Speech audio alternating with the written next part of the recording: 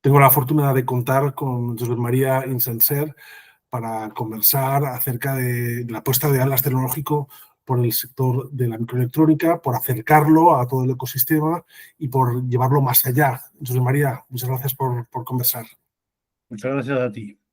José María es uno de los grandes expertos de nuestro país en temas de microelectrónica. Durante su etapa en Telefónica pues fue diseñador de uno de los chips más populares de la compañía y luego ha estado presente en el sector y lo conoce muy bien. Tanto que hemos tenido la fortuna de que se haya implicado en el diseño de este programa de charlas, que lo que pretendemos es difundir y generar cada vez más cultura de la microelectrónica en España. Muchas gracias, José María. A vosotros por la labor que hacéis de difundir. Es muy importante esta labor porque la sociedad tiene que ser el verdadero impulsor al final de esas cosas, ¿no? Si la gente al final está convencida del tema, las cosas es más fácil que salgan. Antes de empezar la conversación con José María, voy a enseñaros, voy a compartir pantalla y así os enseño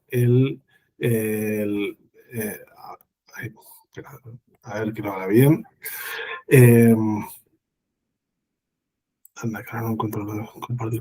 Perdonad, le estaba dando al que no correspondía. Vale.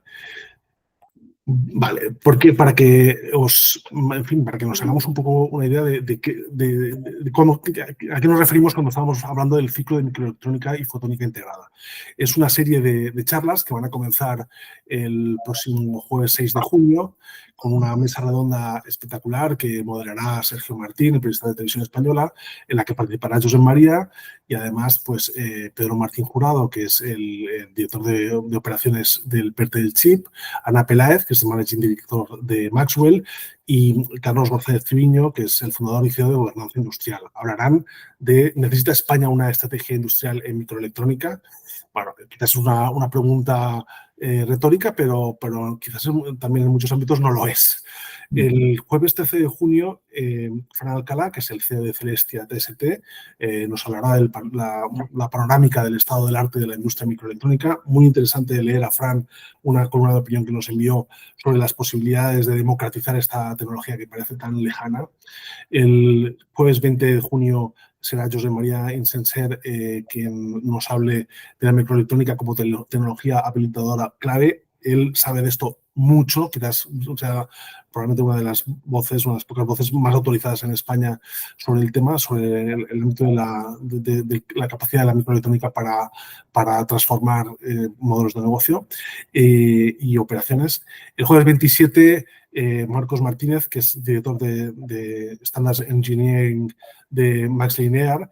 Ya sabéis que la directora general de Max Linear es la presidenta del Valencia Silicon Cluster.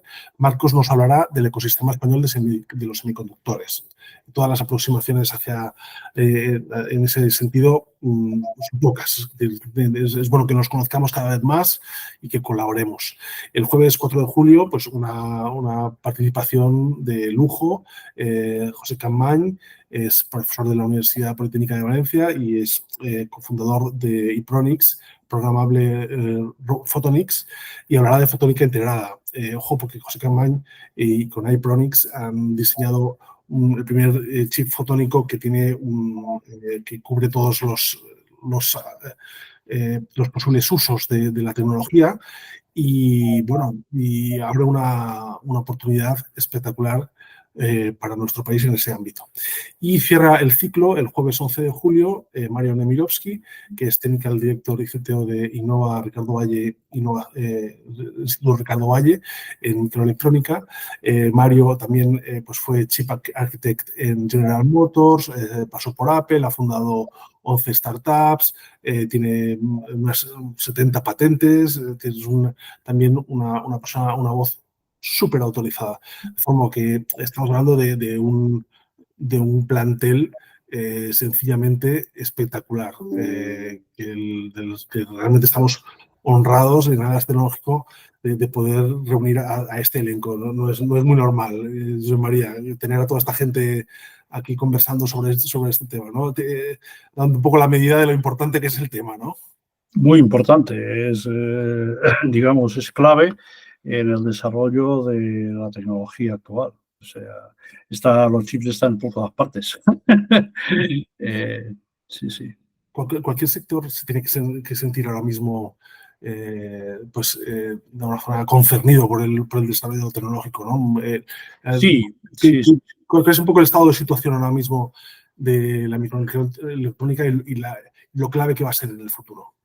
Sí, bueno, vamos a ver, la microelectrónica, digamos, entendiendo por microelectrónica el desarrollo de los circuitos integrados, que empezó esto en la década de los 60, con Kirby, que fue premio Nobel, y Noyce, que no pudo recibir el premio Nobel porque falleció antes de que se lo dieran, y se lo dieron a finales del siglo pasado o principio de este.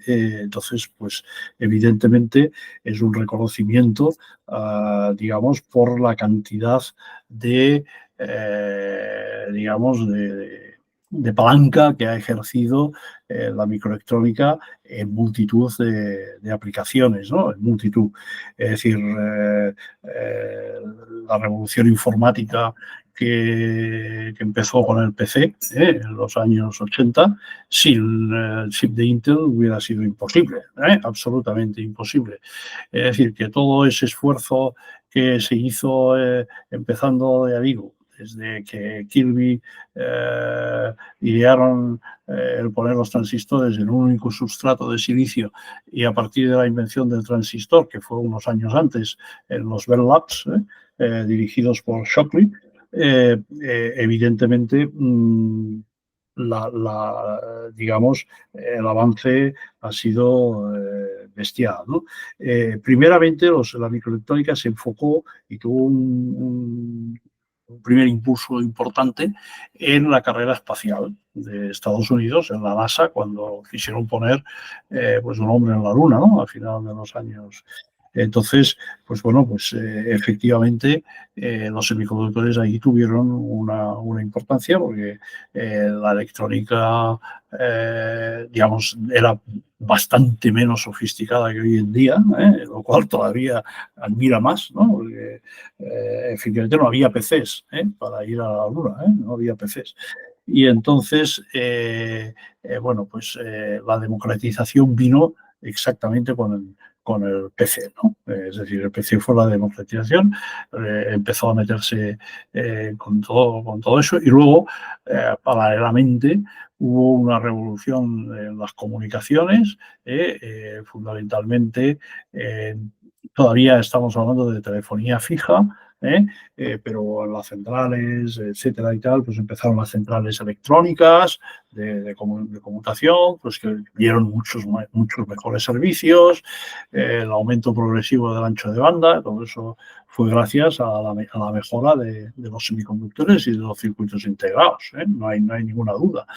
Y luego diría yo que la gran revolución pues vino con la telefonía móvil. Es decir, la telefonía móvil, pues que pone en un chip, pues aparte de la digamos, de lo que es el propio la informática, es decir, el propio PC, está, digamos, toda la parte de electrónica analógica que se ha podido poner en radiofrecuencia con consumos aceptables para que puedan ir en una batería, ¿no? Entonces, esto realmente ha sido una revolución, y sobre todo también toda la parte que se ha podido hacer en digital, de filtros que antes eran analógicos y tenían variaciones importantes digamos, de tolerancias, etcétera, etcétera, y cosas de ese estilo, que, digamos, hacía que incluso el tamaño de los componentes era bastante grande. Entonces era imposible que eso se pudiera poner en un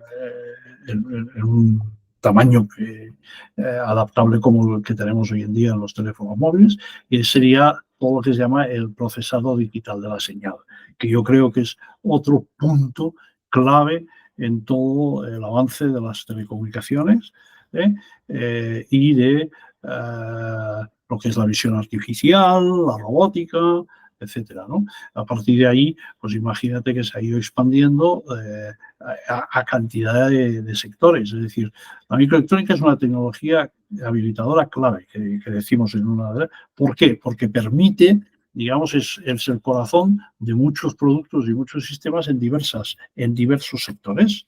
Diversos sectores tan diferentes como puede ser el de la salud, la medicina. A ti, por ejemplo, ahora, José María, ¿qué es lo que más, en este momento actual, yo te comentaba antes el tema del estado de situación, en este momento actual, ¿qué es lo que más te apasiona o lo que más interés te despierta? La parte de cómo van a ser los chips del futuro, digamos, oye, pues esta carrera por bajar ya de los 2 nanómetros, todo ese tipo de cosas, el chip fotónico, la integración de la inteligencia artificial, los chips. Bueno, en realidad... ¿O te interesan más las aplicaciones? O sea, ¿dónde está No, un poco, dónde ves tú que hay más? En realidad es todo, ¿no? Es decir, lo importante es ver las posibilidades que tiene la microelectrónica de innovar en sectores que a lo mejor hoy en día ni siquiera pensamos en ellos. Yo creo que, digamos, por ejemplo, todo el tema del IoT, es decir, es bestial, ¿no? Es decir, porque tiene aplicaciones en cantidad de sitios, ¿no? Es decir, fíjate que en el IPCI, Important Project proyecto de interés común europeo, digamos, más importante que hay, que son el IPCI, reúne bajo un paraguas, digamos, de un proyecto integrado, muchos proyectos de diversos países que hacen cosas y aplicaciones específicas. Entonces, los han agrupado en lo que ellos llaman, digamos, el sense, es decir, sensórica, es fundamental porque son nuestros sentidos que captamos. El think, que es el pensar, es decir, inteligencia artificial, ¿cómo se llama esto? Procesadores, etcétera, memoria, no olvidemos la memoria. La gente no habla de la memoria y la memoria ha sido el driver más importante de los semiconductores hasta fecha de hoy. Hoy en día estamos con las redes neuronales y tal para la inteligencia artificial, pero es que las redes neuronales actúan con memoria, es decir...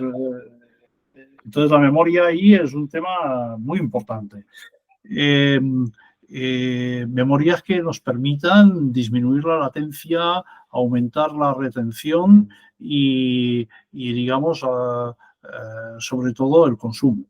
Porque cada vez que alguien accede a una memoria y tal, pues hay un consumo de energía, tal, pero es que las memorias rápidas, que son lo que se llaman RAMs dinámicas, estas memorias necesitan un refresco permanente para que el dato permanezca, ¿no? Es decir, haga la función de memoria.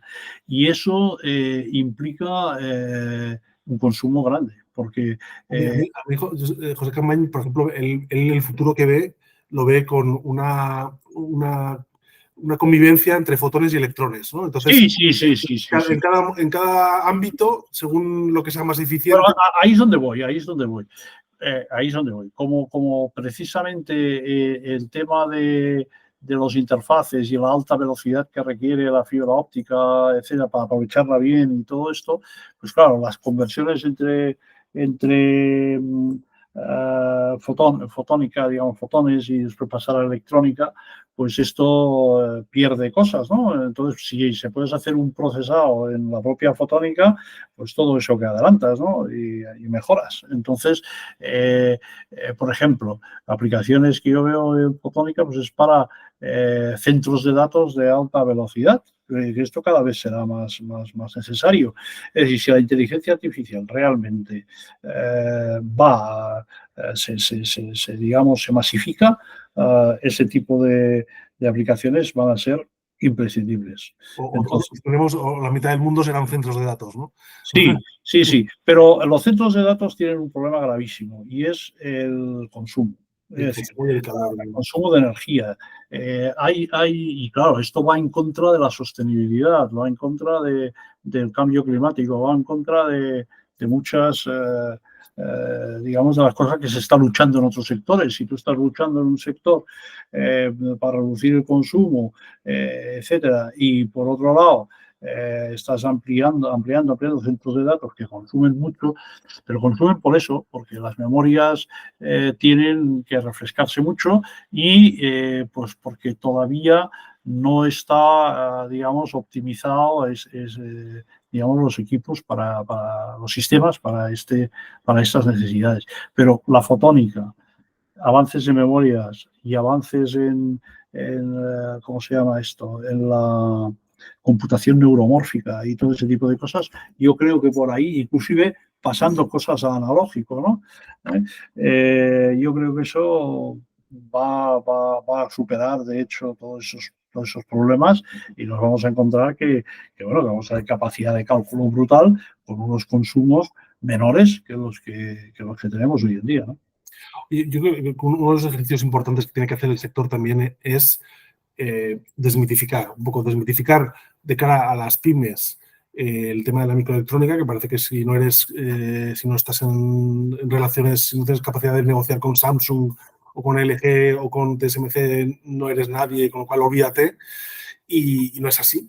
Y luego también desmitificar el tema de las puertas que puede abrir, ¿no? O sea, de que hay sectores que hasta ahora eran inalcanzables y si sabemos dialogar con la microelectrónica, pues a lo mejor podemos entrar en sectores que antes no nos podíamos plantear, ¿no? Un poco cómo desmitificamos todo esto. Sí, bueno, vamos a ver.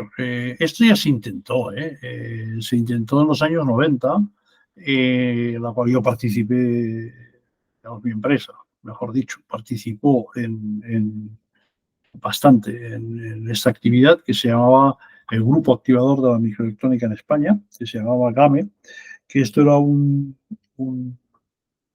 digamos, una acción de la Unión Europea para que las empresas pequeñas, pymes, mejoraran su tecnología, introduciendo pues equipamiento electrónico competitivo, ¿no?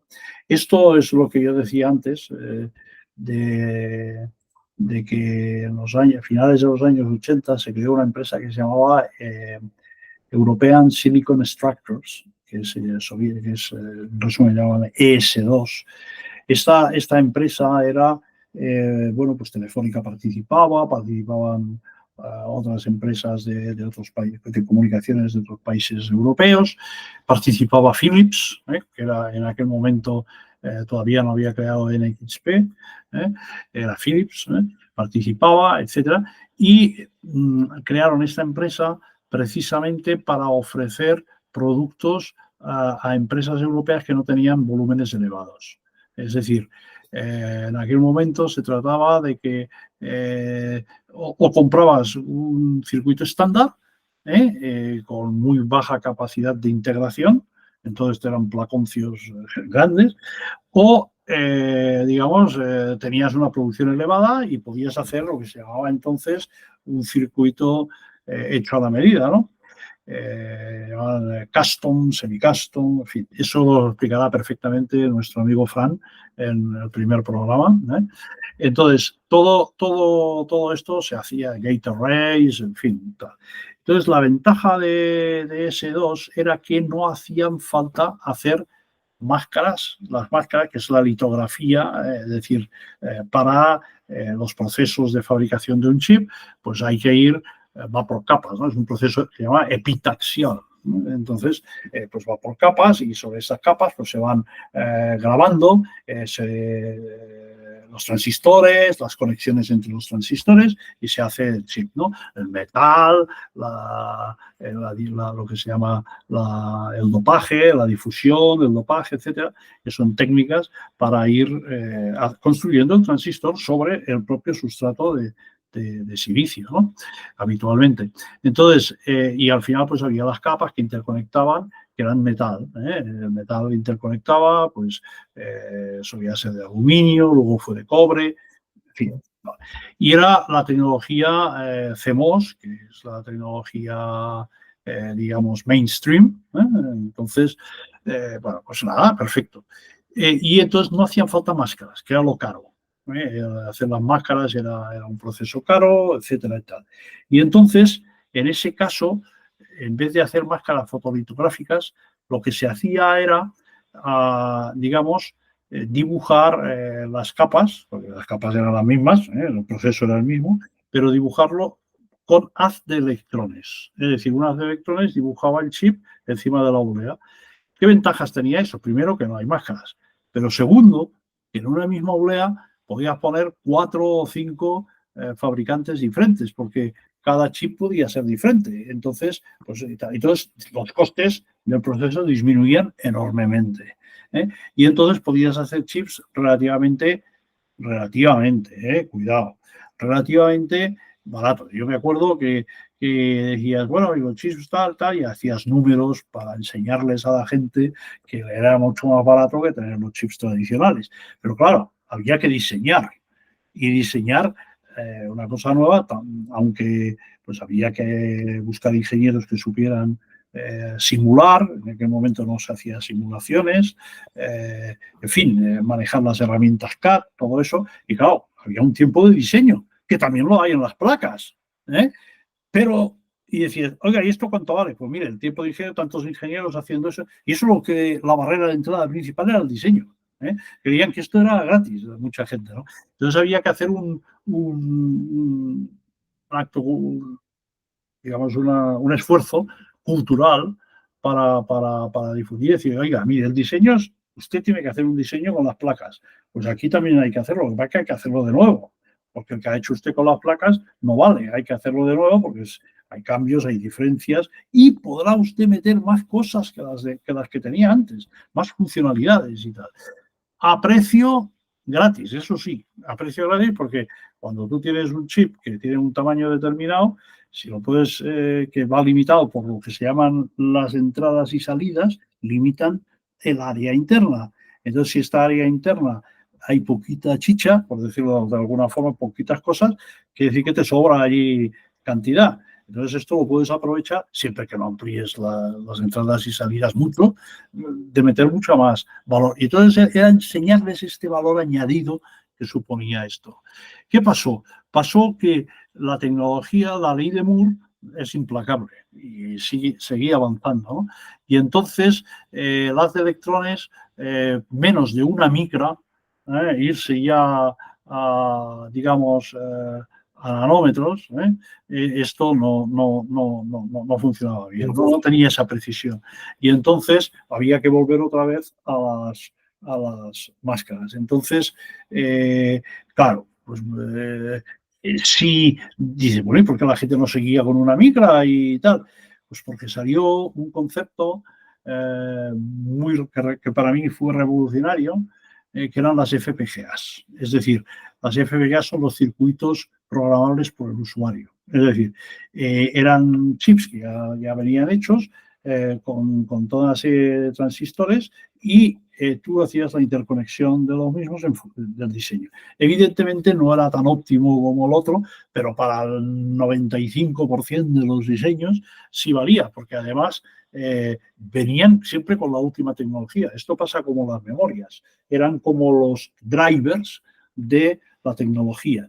La tecnología, la ley de Moore ha ido haciendo avances, pero los primeros componentes que salían siempre eran las memorias. Y después venían las FPGAs. Y esas casas que fueron las casas, las empresas introductoras de esto, ¿no? Como las PLDs, que las introdujo Lattice, Semiconductor, luego, por ejemplo, las FPGAs reprogramables por el usuario, que eran, o sea, reconfigurables y reprogramables, que eran Xilinx. Esto lo compró Intel, creo recordar. Y luego, ahora, no hace tantos años, Xilinx, que tenía... Yo recuerdo una vez una visita que hice a Xilinx, si era en San Diego, en Santa Clara o en San José, no recuerdo. Y entré allí y me quedé alucinado porque tenían más de 2.000 patentes. Más de 2.000 patentes. Y tenían únicamente, pues su producto eran chips de diferentes tamaños, y ya está, y nada más. Pero que si la programación la hacemos así, que si ahora me invento un transistor para no sé qué, y claro, esto iba haciendo patentes y patentes, ¿no? Cuando aquí no existía esa cultura de la patente. Estoy hablando de hace pues 25 años. Y ibas allí y... No sigue existiendo, no sigue existiendo. De hecho, patentamos el 2023 patentamos menos que en 2008. Sí. Y entonces bueno, porque hay gente que piensa que esto no sirve de mucho, que tal, no sé. Pero le estábamos hablando del tema de desmitificar, ¿no? De las pymes. Hoy en día, a día de hoy, ¿cuál es el panorama que tienen las pymes que quieren? Bueno, pues mira, es que esto enlaza con lo que estaba explicando. Es que enlaza perfectamente. Digamos, lo que estaba explicando era que se dejó de hacer esto y la gente se metió en las FPGAs porque no tenían costes, lo que se llama NRE, Non-Recurring Engineering Cost, que es los costes de entrada de fabricar un prototipo de no sé, tenían el coste de diseño. Esto lo tienen siempre. Diseñar hay que diseñar, ¿sí no? Y entonces tenía. Y entonces, luego era muy bueno porque la FPGA servía para emular un chip también, o también servía para, digamos, probar en pequeñas cantidades si el producto pirulaba, pues oye, hay que pasar la FPGA a un chip que salga mucho más barato que la FPGA, ¿no? Entonces, esto era ha sido un driver importante. Un driver importante han sido las FPGAs, porque han permitido emular, han permitido hacer muchas cosas. Y sencillamente, para pequeñas producciones no hacía falta ir a un chip, a un chip diseñado, fabricado específicamente, sino que programaba sobre la FPGA y ya está, ya tenías allí el chip. Entonces, esto ha sido De hecho, nosotros en nuestra empresa hicimos un emulador con FPGAs y en aquel momento las FPGAs no llevaban dentro un procesador, un microprocesador. El microprocesador en aquel momento que pirulaba era el ARM, el ARM. Entonces nosotros cogimos, nosotros hacíamos chips que siempre llevaban un ARM dentro, siempre, porque siempre necesitábamos un procesador dentro.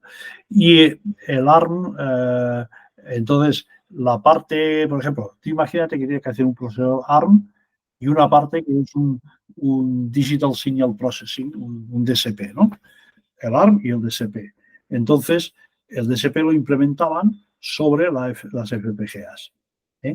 Con unas herramientas fáciles, todo muy fácil, que se pudiera emular fácilmente y tal. Y nosotros hicimos una placa para nosotros, interna, para esto. Y vimos que esto se podía comercializar y la comercializamos. Y vendimos muchísimas, pero todas en Estados Unidos. Todas en Estados Unidos. José María, cuando estamos hablando de construir el sector de la microelectrónica en España, que realmente a mí me suena un poco como sucede con la química, ¿no? Que en un momento dado fuimos muy buenos y perdimos esa esencia, ¿no? Y ahora es como recuperar el terreno, el camino donde lo dejamos, ¿no? Pero ¿tú crees que tenemos claro exactamente cuál es el sector de la microelectrónica que queremos tener en el futuro?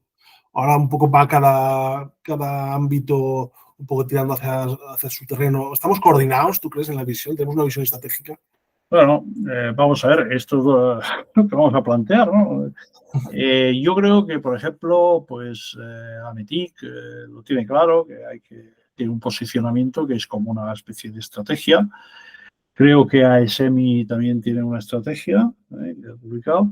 Y SEMIS, o el PertiChip, como quieras llamarle, también quieren hacer esto, ¿vale? Pero una estrategia real, no papeles, sino una estrategia real. Y eso, pues, requiere un compromiso firme por parte de todos, de las administraciones públicas, pero también de las agrupaciones empresariales, o sea, de las empresas y tal. Y en eso estamos trabajando en ello. Entonces, vamos a ver, ¿qué necesita España o Europa, mejor dicho? Bueno, los dos, España y Europa, aunque hay muchas diferencias, porque lógicamente aquí desgraciadamente no tenemos el volumen de empresas que tienen otros países, pero bueno, pueden crecer. Es decir, yo siempre digo lo mismo, yo siempre digo lo mismo. ¿Cuál era el producto de Corea en los años 60, 70? Pues el arroz, hijo, el arroz. Pues si hubieran seguido promocionando lo suyo, sin intervención del Estado ni nada, pues seguirían exportando arroz y serían el número 1 del mundo del arroz. Pero resulta que son el número 1 del mundo de exportación de memorias y otro tipo de semiconductores. Y hoy en día TSMC es, pero Samsung está igual que TSMC.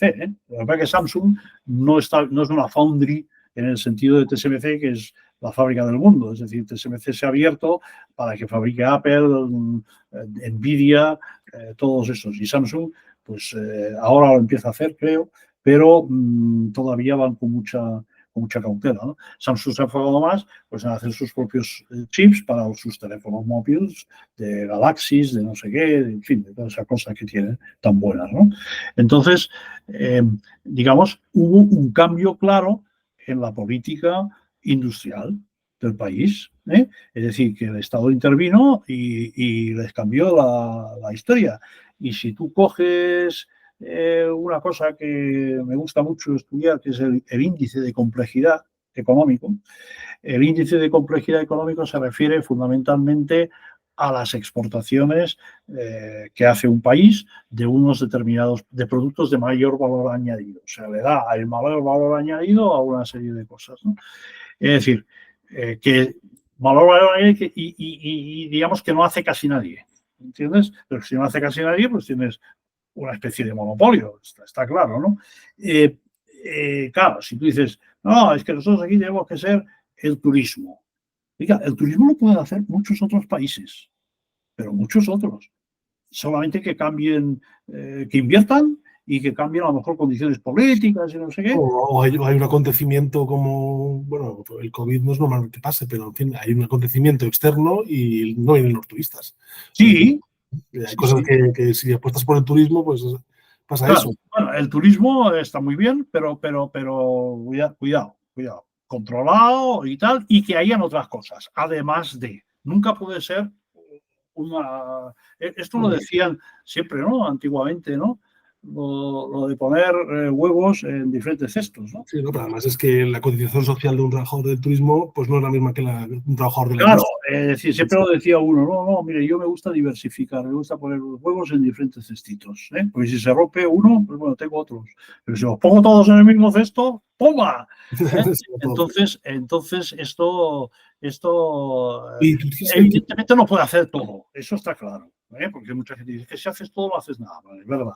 Pero tampoco puede hacer apuesto solo por esto, ¿no? Entonces, o sea, hay que hacer una diversificación, diríamos, moderada, pero enfocada a valor añadido, eso está claro, y largo plazo. Y desde el punto de vista de la demanda, porque hay sectores que son muy consumidores de microelectrónica, pero bueno, si te vas ya al automóvil, pues esos canales es muy difícil entrar.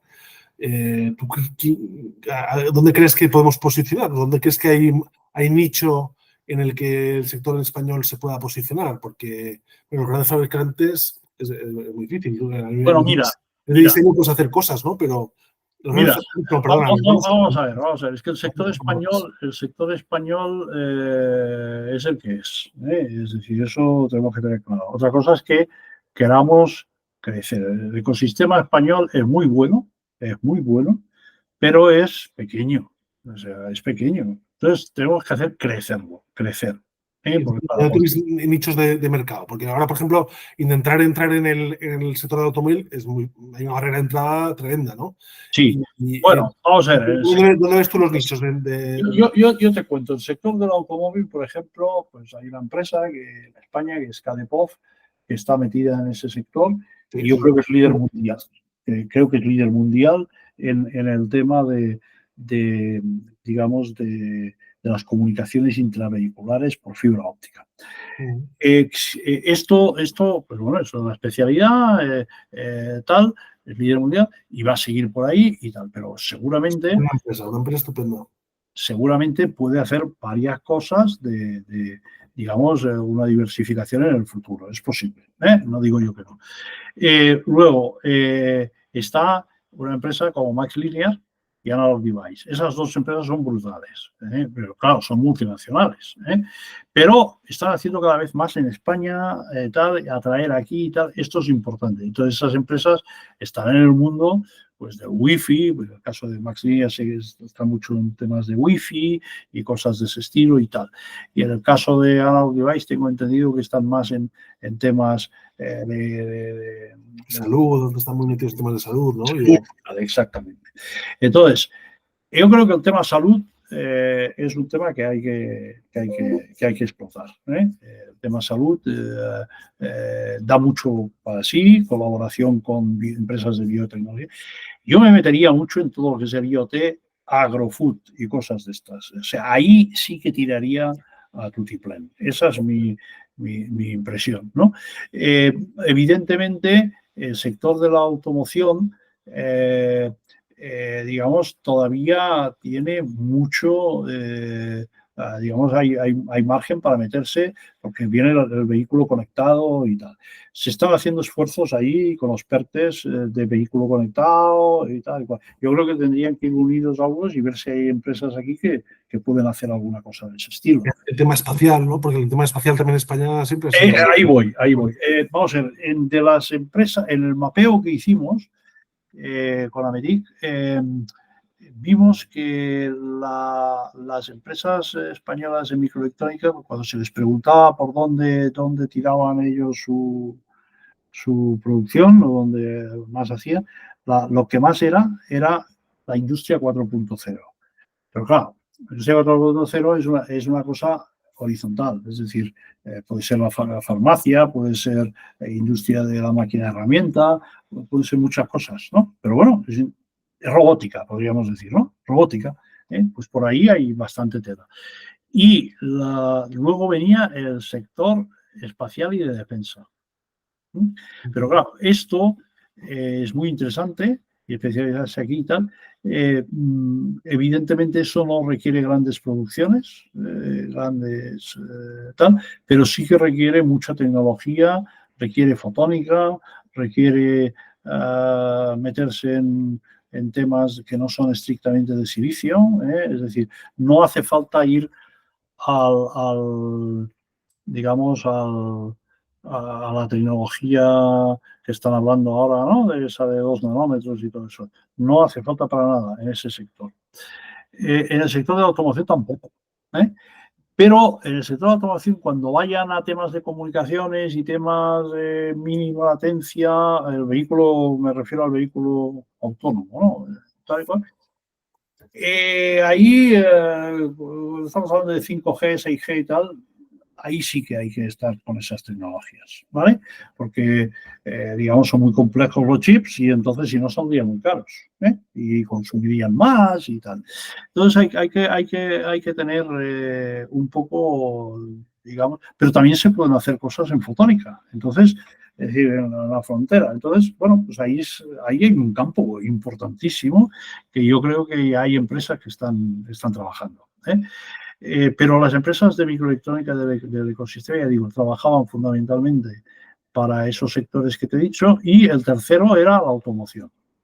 Pero la automoción y movilidad, porque no olvidemos el tema de ferroviario. El tema ferroviario hay mucha electrónica, electrónicas de potencia. Hombre, eso no es el chip típico, pero también hay que hacer chips de control y todo eso. Electrónica de potencia. Luego tenemos temas de, ¿cómo se llama? Marítimo, o sea, sector náutico, pesquero y tal, que también hay gente que trabaja ahí. Entonces quiero decirte que, bueno, el sector movilidad y automoción... Hay que meter microelectrónica en todo, con lo cual, pues oye, pues, sí. El tema, yo sería más de que las empresas aquí se inventen innovaciones importantes y que luego las apliquen donde puedan, es decir, donde se pueda. Pero no lo que pidan únicamente las empresas de aquí, sino que lo que pida el mercado mundial, porque las empresas de microelectrónica tienen que tener claro que su mercado es un mercado mundial, porque si nos enfocamos solo aquí, las producciones son muy pequeñas, a no ser que hayan alianzas y haya cosas y alguien haga aquí también el producto final y sean productos de alto volumen, ¿eh? Pero claro, ahí que me dices que va a haber... Pero la mentalidad tiene que ser global, ¿no? Sí. Pero a mí que me dices que aquí que en España pues va a haber un Nvidia o un Apple, o a lo mejor, pero nunca se sabe. Pero ahí hay que trabajar. Hay que trabajar y hay que tener una estrategia y hay que apoyar las cosas. Y yo a veces pienso que la administración española no está todavía preparada para este tipo de cosas. Es decir, lo que es la política, sí, políticamente sí, es decir, hay voluntad política de hacerlo, pero luego se choca mucho con la legislación, ¿cómo se llaman esto? Abogados del Estado, interventores de Hacienda. No sé, es que esto no es posible porque entonces si este sector tiene una desventaja comparativa con el otro y no sé qué y tal. Y entonces siempre la mejor solución es no hacerlo, claro. No sea que nos acusen de tal. Y entonces yo creo que los políticos ahí tienen que tener más riesgo. Una palabra es esto, más riesgo. Sí, bueno, imagínate a la hora de conceder las ayudas, pues el conocimiento que hay que tener para tener claro dónde poner el... Claro, es complicado, pero es complicado, pero bueno, tienen que asesorarse, tienen que ver y bueno, pues depende mucho de... Siempre va a haber un factor de riesgo. María, yo creo que Siempre va a haber riesgo, ¿eh? Siempre va a haber riesgo. Una última cuestión. Estamos estamos en un momento en el que podemos pensar en el futuro. Cuando estamos en el futuro, podemos pensar, ostras, en ese momento tenían la oportunidad, ¿no? de que esto se convierta en una estrategia que sea sostenible en el tiempo, que no esté tan vinculada al PERTE, que a partir de 2026 pues nos encontramos con que estamos en un abismo y ¿sabes? Entonces, en 2027 pues miraremos a 2024 y diremos, si en 2024 yo hubiera... Ya, ¿no? sí. ¿Cómo nos aseguramos que esto es una estrategia permanente? No, yo creo que la intención de Semis, es la empresa que tal, es seguir mucho más allá del año 27. Y la intención, al menos que yo sepa, del ministerio que se encarga de esta gente ahora, que es el Ministerio de Transformación Digital, Secretaría de Estado de Telecomunicaciones y todo eso, sé que lo tienen clarísimo de que esto tiene que pervivir más allá. Ahora, ¿de dónde se encontrará la financiación adecuada? Bueno, hay una cosa que se llama presupuestos generales del Estado, veo que están pidiendo nuevos fondos europeos y tal, pues oye, a lo mejor es una política clave. Yo creo que Europa necesitará más fondos, porque es que si lo comparas con lo que está haciendo China y con lo que está haciendo Estados Unidos, que aquí es como una gotita, ¿no? Comparado con...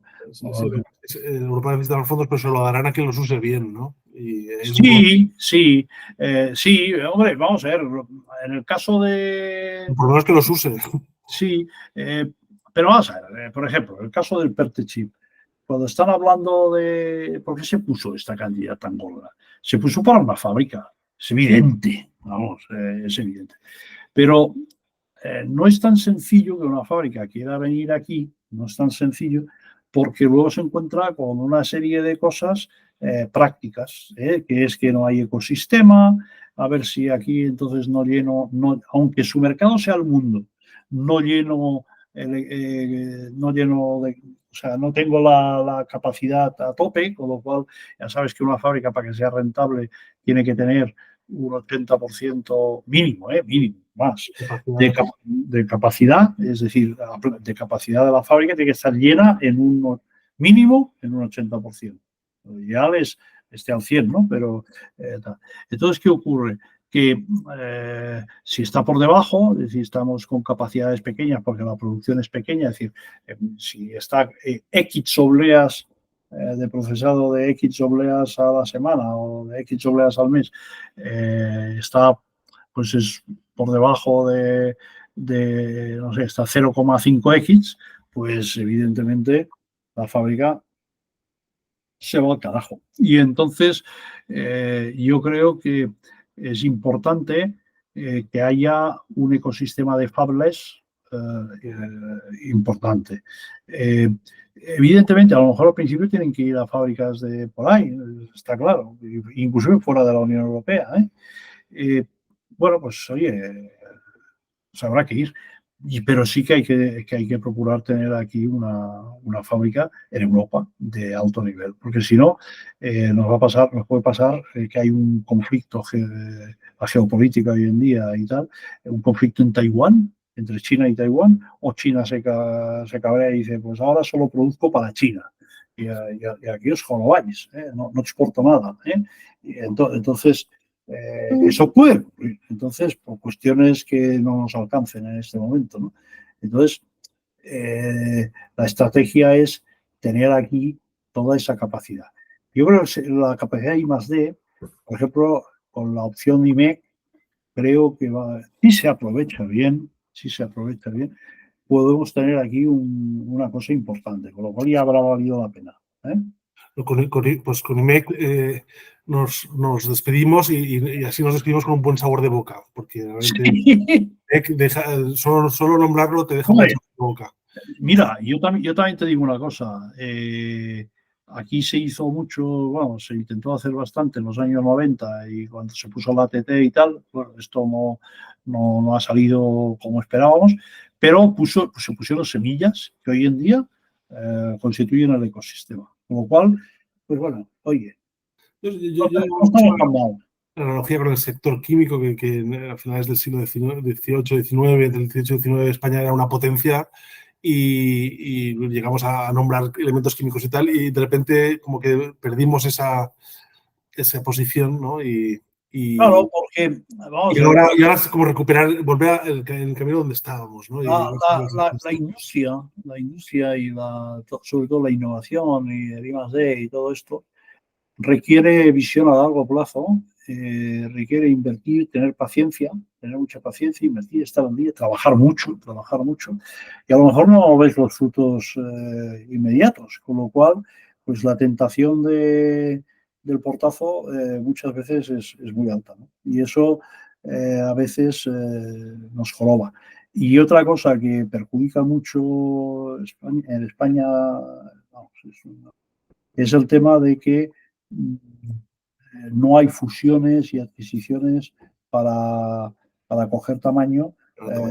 Exactamente. Y entonces ves empresas muy buenas, pero muy pequeñas. Y dices, caramba, si hubiéramos esta, con esta, pero para hacer eso tienes que incentivarlo. Y esto no se ha hecho. Es decir, es que al revés. Muchas empresas dicen, no, que entonces dejo de ser pyme y tengo más problemas porque las empresas grandes, no sé qué, no sé cuántos y tal, problemas de más personal, problemas de esto. Pero es que la única manera de crecer. Bueno, pues lo dejamos aquí. José María, muchísimas gracias por tu tiempo y por tu generosidad y también por tu maestría a la hora de diseñar un programa que yo creo que es fundamental, con un Dream Team espectacular de nombres que son voces autorizadas para hablar del sector de la microelectrónica. Muchas gracias, José María.